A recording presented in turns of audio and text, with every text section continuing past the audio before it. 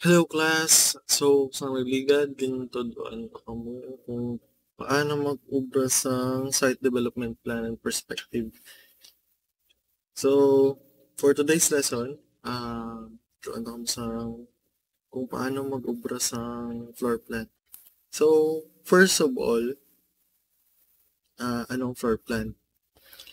So, floor plan is a type of drawing that shows you the layout of home or property from above.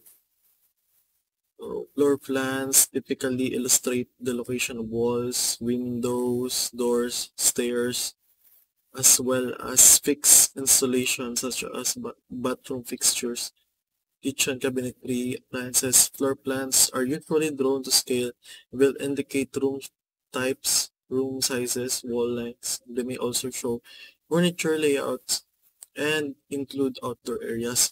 So, uh, if pasimplihon ta guys, ang floor plan is per sabi ang sa kabalay, natindog ng sa kabalay, gin-chop mo siya into, so basically ang floor plan is 1.2, per sabi 1.2 from floor area, masaka ka 1.2 meters, then i-cut mo na siya. If maglantaw ka from above, amo na siya ang floor plan mo.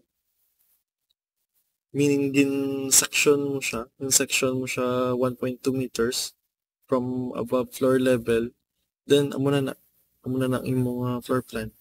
Then ang other half yan na, or sabi utod mo siya, floor plan ang sa dalom. Ang sa babaw, amo na siya ang tawag nga reflected ceiling plan. Yung tawag siya nga reflected, tungod nga if i-retain mo siya, or sabi floor plan, mo na siyang itsura ya, yan lang, makakatag example. Floor plan. Or sabi mo na siya, floor plan siya. Nakatindog na siya sa elevation niya 1.2 meters, then gin-cut mo siya 1.2 from floor line, masaka ka 1.2 meters, then i-cut mo na siya. Amo na siya ang floor plan. Tanan nga makita mo da, tanan nga mga salakyan, mga furnitures, mga fixtures, cabinetry, ang stairs nga naging utod mo na siya. Amo na nga may cutting line siya tungod nga ginutod mo siya para mapakita ang ground floor plan. So, if gin-cut mo na siya, ang other half yan na will be called reflected ceiling plan. So, reflected siya tungod nga if sabi imagine nun na ginutod mo ang isa ka floor plan, then ginpabaliskad mo siya. 'Di ba dapat ano siya, mirrored siya dapat. Naka-mirrored siya.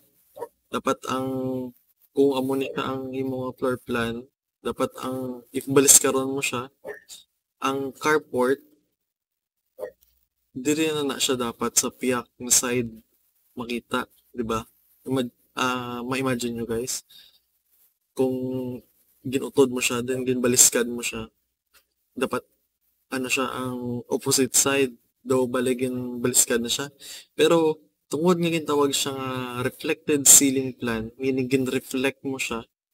So mapareho na sila mapareho na sila itsura sang floor plan mo. Dugan reflect mo lang siya kay kung hindi mo na siya pag-reflect, tama na siya ka, kumbaga daw hindi na maintindihan sang naga-build tungod nga gin ano mo siya, gin invert mo siya kumbaga. So para masapos dapat reflected siya para kung diin makita ang imong carport, sabi example ang carport dire, kung mga glantaw ka sa reflected ceiling plan, ang carport dire man gyapon. So hindi siya confusing. Dali siya makita, dali siya ma-identify if diin siya nga part muna nga reflected siya. So balik ta sa floor plan.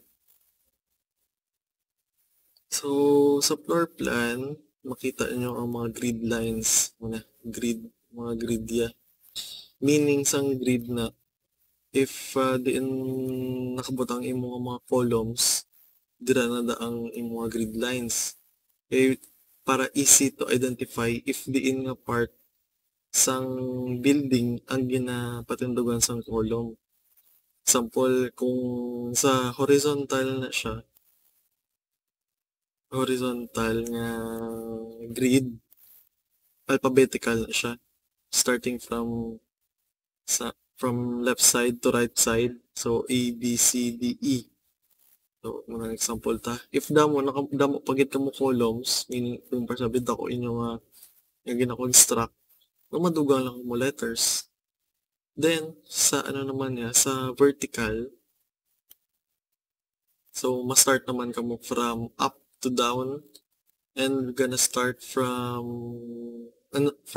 numbers naman na siya. So, gonna start from number 1, 2, 3, 4, 5, then so on and so forth. So, muna siya. Then, dira mo na butang sa mga dimensions para easy to locate siya and easy to identify. Kayo mag-layout na kamo sang during actual construction, mag-layout na siya. Amo na siyang ginabasihan ang mga grid lines. Pero sabi, ang linsa ya bala. Kita na kamo sang linsa sa actual construction. O mo ng staking and battering. Mga sa sample. Staking and battering.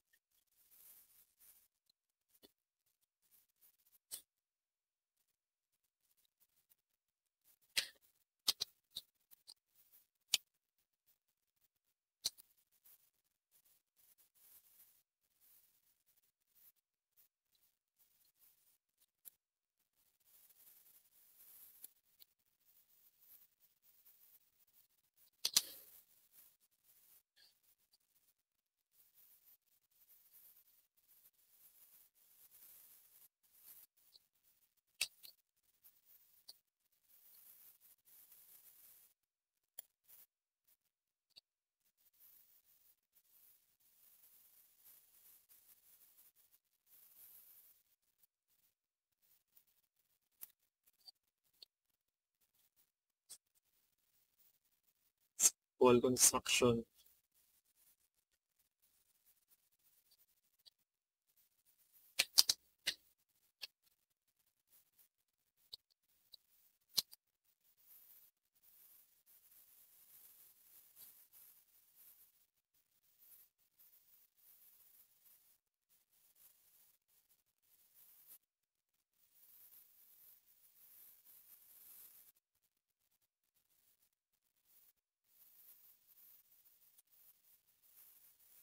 So, ari na lang guys, i-ano ko na lang. Ano na tawag? I-describe ko na lang sa inyo. Example,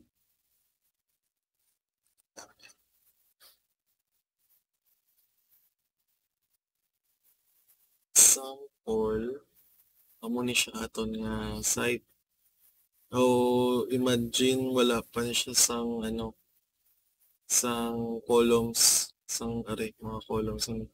Mukot-kot ka pa lang sang footing mo. Magkato ka sa site, maklearing ka danay. Kung kuhaan mo tanan nga mga kahoy nga obstruction. Kuhaan mo tanan nga kung may mga hilamonda, i-trim mo siya danay. Or kung nubo ang imo nga site, ipa-tapan mo siya danay. So, after na, mabutang ka sa mga kawayan patindog mo. Then, makuha ka sang nylon. Kag dira ka na ma-start sang measuring if ano ang measure mo from grid 1 to grid 2, from grid A to grid B na muna. Kag dira na ma-base if din ka makot-kot sang imong footing. So amo na siyang purpose sa aton nga grid lines sa floor plan. Mo siyang reference ta kung diin kita makot-kot sang center sang aton nga column. amo man na siya guys ang ginahimo man reference in case nga may revision or sabi mambal si foreman architect may ara ito to nga revision sa column grid B1. So sa B and 1. So dali matutulan architect ari digal sige dire. So wala masapos mas easy reference. So example column C3. So ang gin-intersect sang C kag 3, C and 3 na C to locate. Then for sabi gin-detail mo ang stairs. So ito sang stairs.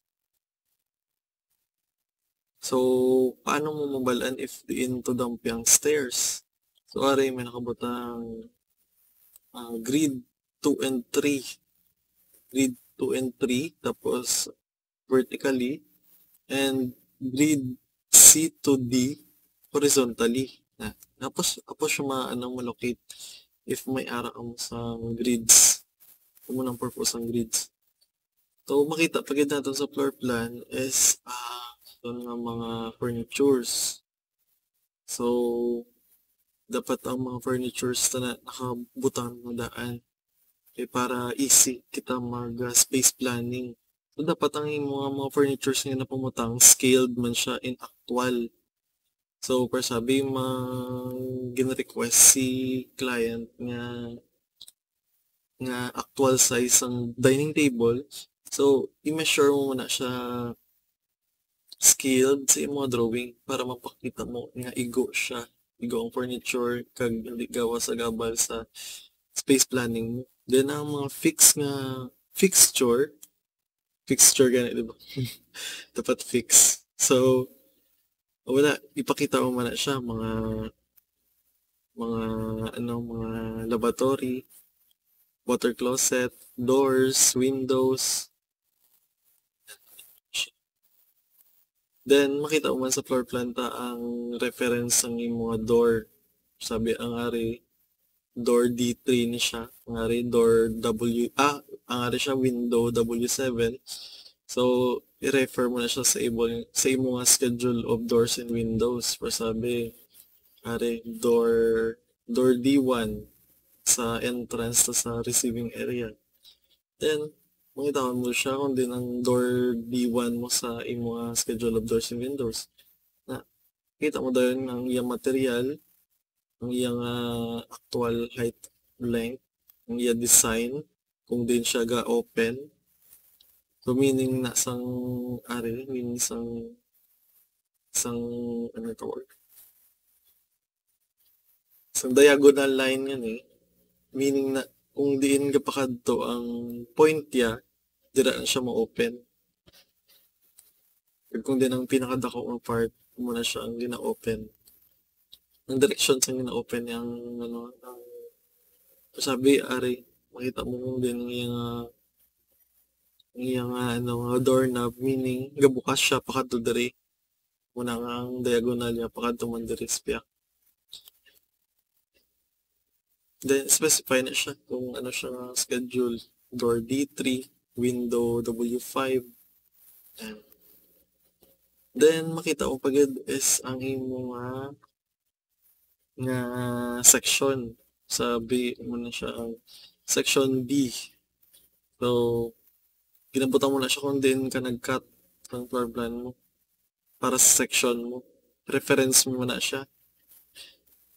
So kalabanan nga gina-section ta is ang stairs kaya mo na siyang pinaka-critical kumbaga sa imong section. Kung hindi mo siya ma-specify gid sa section ang heights ng stairs mo. Kaysa mabunggo ka na sa actual pero sa floor plan okay lang pero sa actual bunggo ka na sa beam. Kaya dapat may section ka gid ya. Kaya ang iban nga nag-draft ga-section sila sa mga pinakahapos ng mga area. Sabi section sila sa may diri ang section lang nila dining kag carport, di sila mag-section sa may stairs kay kabudlay. So wala purpose ang section. Dapat ka-section ka sa pinakabudlay nga part kaya mo nang gamiton sa reference during actual construction. First sabi, section A and section B. So makita mo na siya sa aton section 2 ara ang aton stairs. So makita mo nga pagsaka ya pag landing ya wala siya bungguan nga beam, then masaka naman liwat. Ang bungguan niya hallway, then saka naman liwat. Wala siya sa beam nga bungguan, then saka liwat. Pagmuman sa sa atong section B. So katubang gid siya sa may stairs. And mas specify ang design sa aton nga railings. Pag makita ka sa floor plan. Ang gali guys, meaning sang mga dotted line. Meaning sang dotted line nga na is above siya sa 1.2 nga gincut ta. Di ba mag-cut ka sa floor plan 1.2. So, kung may mga bagay nga gusto mo ipakita sa floor plan pero above 1.2 siya, so magamit na kita sang sang dash line, broken line, meaning na sa baboy may ara na amo na nga shape like roof line, floor line sang second floor. Tapos sa sabi sa 2-story lang imo balay. Single story lang bungalow. So ang ginabutang mo na nga dotted line, ang iyang roof line, gina-label mo na siya. Roof line. Then sa second floor, saka ka naman liwat.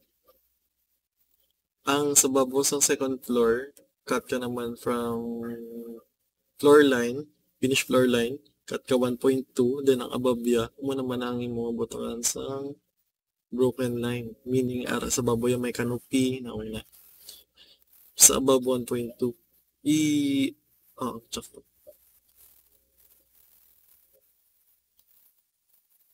Ang mga furnitures dapat nakaputang diyan siya. Okay, for easy space planning. Amo na siyang essence guys ang ginaobragit sa architect. Space planning. So amo na siyang pinaka-importante gid nga bagay, floor plan. Dapat amo na gid ang pinaka-OT. Amo na ang pinaka-detailed kumbaga. So hindi na pag-take for granted ang floor plan because amo na siyang pinaka-importante sa atong set of plan. Kaya mo na siya dayon ang reference ang tanan-tanan nga plans. So meaning, if nagbutang ka mo sang columns dire sa floor plan, meaning last and final na siya. Meaning tanan nga plans mo from structural to plumbing to electrical, dira nang ma-refer dayon. Same man sa imo nga orientation sa mga furnitures mo, for sabi kung di mo butang ang TV. So ginabutang mo na siya, ga-apekto man na siya sa sa imo nga electrical plants kay di mo butang ang outlet, di mo butang ang countertop nga outlet, di mo butang ang weatherproof nga outlet. Same man sa plumbing.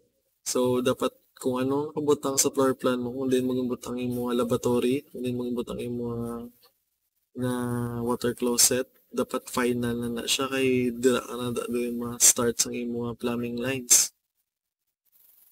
So, amo na siya ka-importante ang floor plan.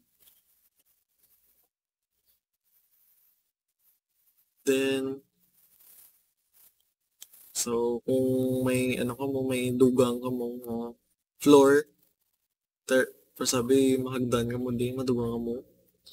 So, madugang ka mo, 3rd floor, 4th floor, 5th floor, same man gapon.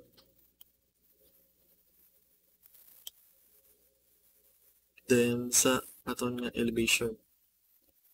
So, ginpakita ko sa inyo ligad, kung nagmodel kita sa SketchUp sang floor plan, sa aton nga perspective.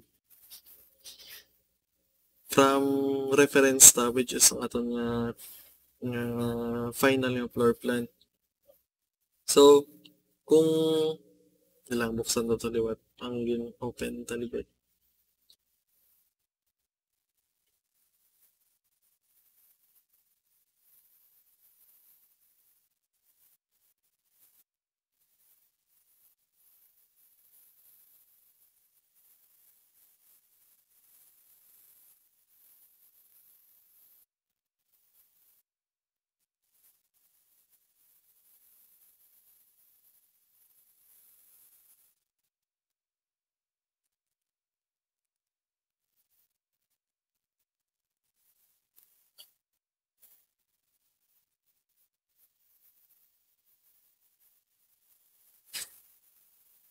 Dali lang guys, kay medyo malugayin siya mag-open.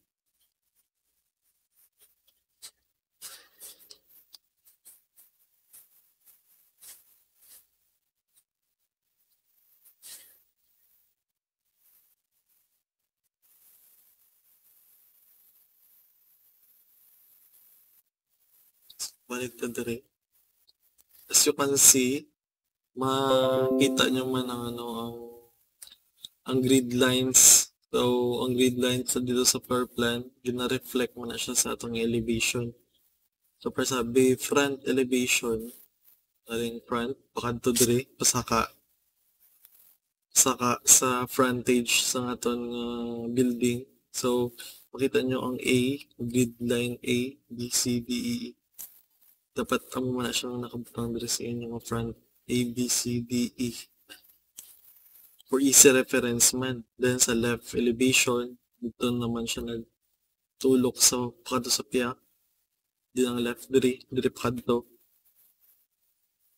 So ang A nyo is sa back side and ang number 5 nga grid is sa front side. So para kita naman na siya. Diri ang front niya sa 5, then ang back part niya is sa 1.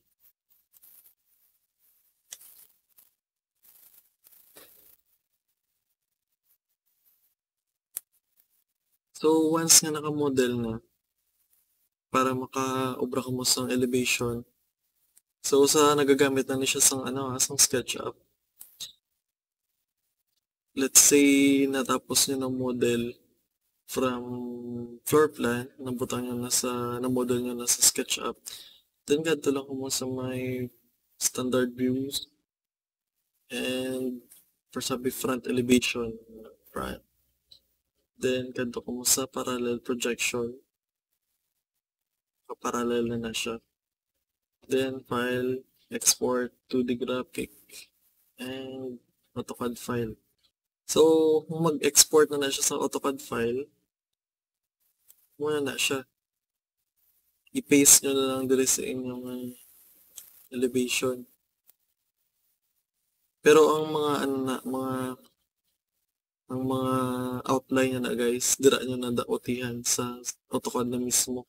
Kung mag-upload na siya, mag-export na siya, raw na siya, meaning ang tanan nga line pareho na line weight. So kamo na ma-design, kamo na mabutang sang hatch siya for glass, sang hatch siya for bricks, for stone. Then once nga okay na siya, ma-label ka na sa imong material nga gingamit. Sabi are wooden swing panel type door, i-label na siya kundi tanan nga hindi man gid dapat tanan i-label niyo, kundi lang ang importante nga part dominant sa elevation nga na muna nga i-detail. Or sabi ari ang imutang ko din nga steel frame canopy C detail B at S4, meaning para makita nyo kung din ang steel frame canopy kadto mo sa detail B sa S4 nga page. So, muna siya ang purpose sang aton elevation para makita gid kung anong design sa aton building kag mas specify ta kung anong material ang gamit kag prior to to changes kung may ipa-change ang client sa finishes. So muna siya daw lang siya kumbaga daw default design gina-present mo sa client, and once nga mag-okay na siya, din na muna na ang final. Pero if mag-suggest pa rin siya sa iba niyang material na gamiton, then gina-apply na siya in actual. So, kung may mga changes na sa as-built plan na siya gina-reflect, amo na ang purpose ang lesson na nagligad nga as-built plan. Kaya kung anong ginobra, nga lain sa floor plan ta, lain sa working drawings ta, amo na, di-reflect na siya sa as-built plan kung anong ginobra in actual, during actual construction. So, naka-specify pa gid guys is ang level, ang measurements ng aton nga elevation. Sabi, ari, natural ground line niya, meaning ang natural gid nga ground or gin-establish nga ground line, sabi ng tambakan siya. Kagintapan, amo na siya ang natural ground line. Then, magsaka ka, sabi ng floringan mo siya para magbaha. In case magbaha, then, may establish ka na sa finish floor line mo. Naka-tiles na siya mo ng finish floor line mo. Then, specify mo if pila naman ang measurement mo from finish floor line to second floor line. So, ang aton guys nga ginagamit para mi is 3 meters. Dala na siya ang beam ta, ang ceiling. So, 3 meters na. Pero, pwede pa ka mo kapataas. Ang iban gani mo 3.5, 3.7, 4 meters. Pero, ang minimum is 3 meters. Below 3 meters, critical na siya. Hindi na siya pwede sa building code. So, if ginabasa nyo nga ito na building code, basta naturally ventilated, ang aton nga spaces, dapat hindi siya magnubo sa 2.7, I think. So, para safe ka mo, 3 meters. Then, ang inyong ceiling, siya na mga 0.3 man na siya. 0.3, 0.2. So, dala ang inyong beam, tago na.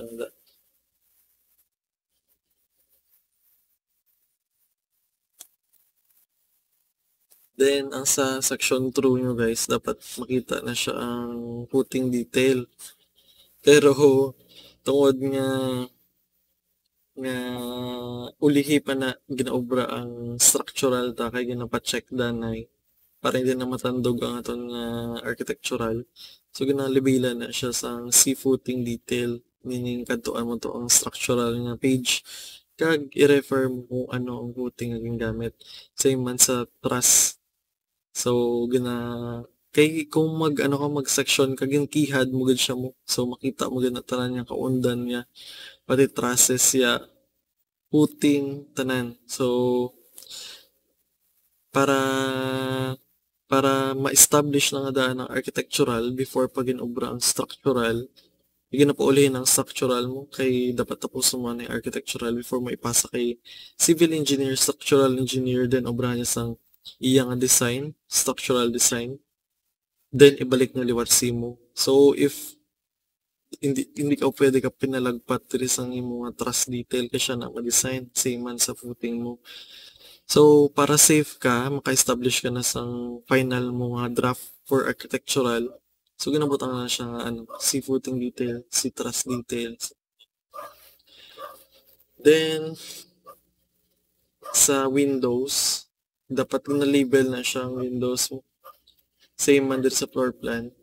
So, per sabi W7. So, ginabutang man na siya diri. Ako wala lang ko gabutang tungod nga daw sabad na.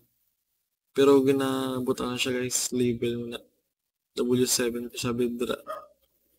W7 sa back, sa rear, may PWD nga CR.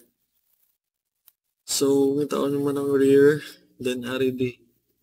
I-label niya siya as W7. So, ako why ko na ginabutang na.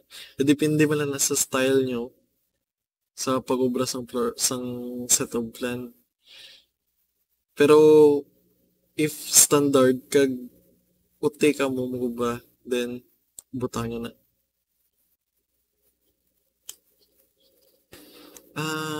Note lang gali guys, ang sa mga uti nga mga areas, persabi detailed ng mga areas.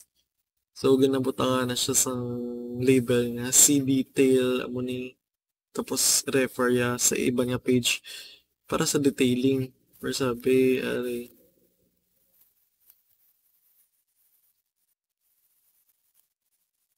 ang frame detail ya.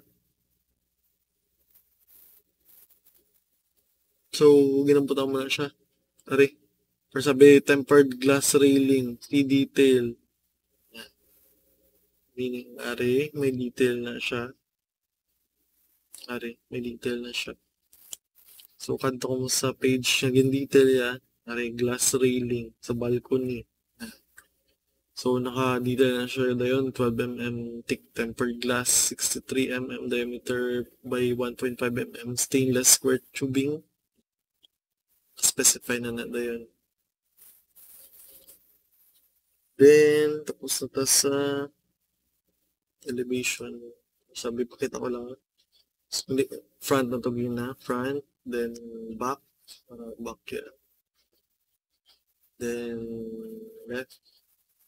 Then right. So, ang advantage guys, if diri ka mo sa SketchUp, nag-ubra sa inyong mga nga model, kag diri ka mo nag-export sa inyong elevation, kay if irregular ang inyong nga floor plan, pero ni irregular shape siya, di siya budlay. Kay naka-ano na siya nga daan. Sabi ari, naka-frontage siya, so budlay ni siya i-plot. So, masapos. Sapos. Tapos tanan ni. Then, sa section, explain ko na ang section. So, aside sa section A and B, may kita nga tawag na cross-section. Meaning sa cross-section, ano siya, horizontally siya nga section. So, cross-section na siya tawag. Pero kung ginahimo ko na lang section through A, section through B. Kaya kung isaga section ako nga mas damo. Kumbaga, kay ang cross section and longitudinal section, duwa lang na siya guys. So kung gusto niyo mag-section pagid sang more than 2, so pwede ka gamit sa A, B, C, D, E, and so on so forth na section mo. Kung na gumutan ko section through A, section through B, section through C. So, kung duwa mo lang gamiton mo, pwede ka na gamit sa cross-section and longitudinal section. So, meaning sa cross-section is ang iyang horizontal cross-section. And longitudinal section, meaning ang section niya vertically. So, binlain lang ang ngalan. Pero ang longitudinal section is ang section through beta, and ang horizontal ang cross-section to is ang section through A.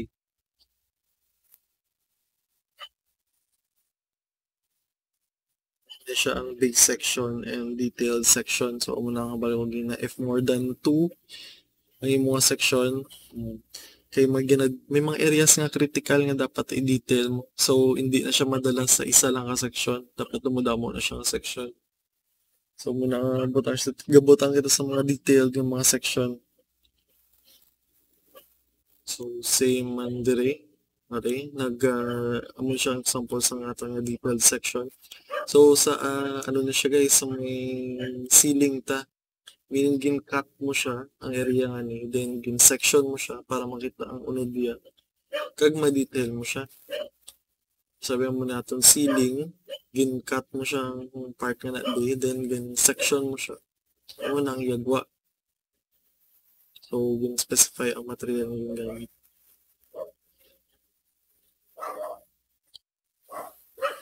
So, reflected ceiling plan, in-explain ko nung gino. gin-reflect siya kay kung gin-invert siya, confusion siya lang tawag.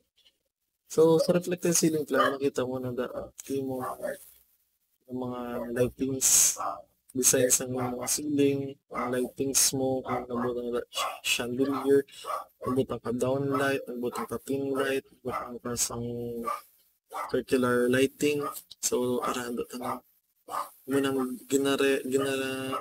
ginabasihan sang contractor kung anong design sang ceiling mo.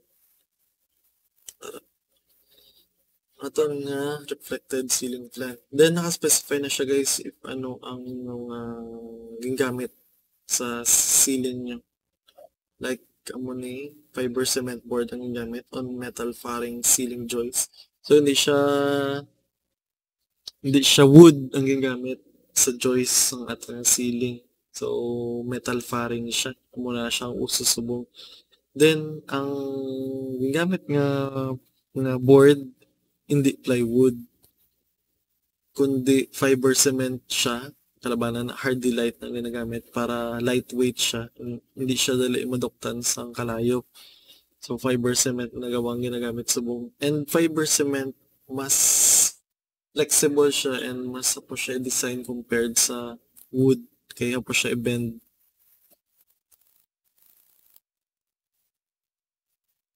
Then tumula na siya dana guys. And sa next ta is doors and windows naman ta. And ang iba niya details. So, para sa inyong assignment, refer lang kamo sa aton Google Classroom. Maambot mo posting ko sang aton assignment para ma-check ko if view nyo gid man na ang mga lectures nga ginasend ko. Para sa consideration or hindi tama siguro ang mga connection, mga internet connection nyo, kung wala akong internet connection, so would like if mag-assign kung sabi sa adlaw ni dapat ma Google Meet kita, ma Zoom kita. Yang iban sa inyo wala sang stable nga internet connection and magasto sa data. Then amo ni siyang ginahimo ko guys as option. Pre-record ko ang ato nga lectures, then gina-upload ko lang para in case nga liwat-liwaton yung lantaw, pwede nyo ma-adjust ang iyang nga quality para mas kung depende sa kada segundo sa internet nyo, sige gyapon kalantaw gyapon. Kung Google Meet and Zoom, if hina inyong internet connection, hindi ka makasulod. So para available lang ang link, pwede nyo malantaw sa inyong available nga time. So dapat guys lantawon nyo man palihog. Then mag-post lang ko sang assessment para ma-check ko if ginalantaw nyo gid. So that's all.